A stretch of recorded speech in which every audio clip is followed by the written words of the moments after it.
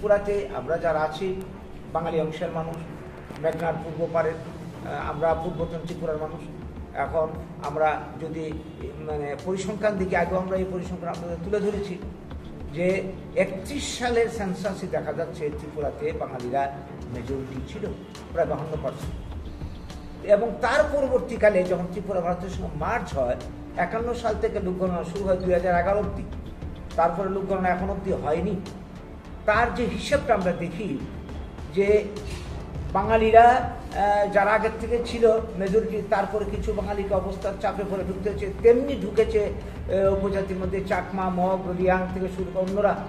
তো এই হিসাব ধরে আমরা দেখেছি যে বাঙালিদের যে জনসংখ্যা বৃদ্ধির হার গত 60 বছরে 51 থেকে 2011 অবধি, সেখানে হিসাবটা আমরা যেটা একটা হিসাব করে দেখেছি 460.87% যেখানে বাঙালি বৃদ্ধির হার, সেখানে উপজাতির জনসংখ্যা বৃদ্ধি হার 507.56%। তাহলে এটা প্রমাণ করছে যে বাঙালিদের সাথে সাথে উপজাতির ওইখানে ঢুকেছে, অথচ এটা আমাদেরকে বলা হচ্ছে না বাঙালিরাই অনুপ্রবেশ করেছে, তারা এখানে বরাবর স্থানীয় বরাবরই এখানে আছে।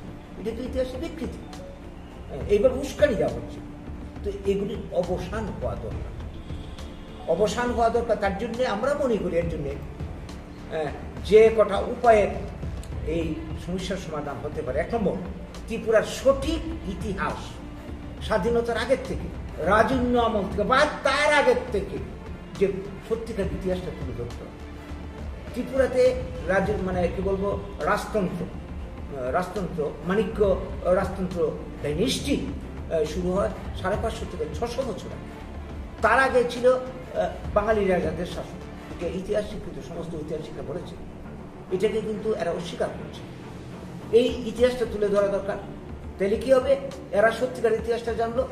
2, কি হবে, তারা যখন সত্যিকার ইতিহাসটা জানবে বা বাঙালিরা জানবে, বাঙালির মনোবলটা বৃদ্ধি পাবে এবং তারাও সত্যিকার ইতিহাসটা জানবে, হিংসাটা অনেকটা কমবে। 2, যেটা লাগবে, ত্রিপুরার উন্নয়ন আমরা চাই, আমরা বাঙালির এটা দাবি, আমাদের পরিকল্পনা।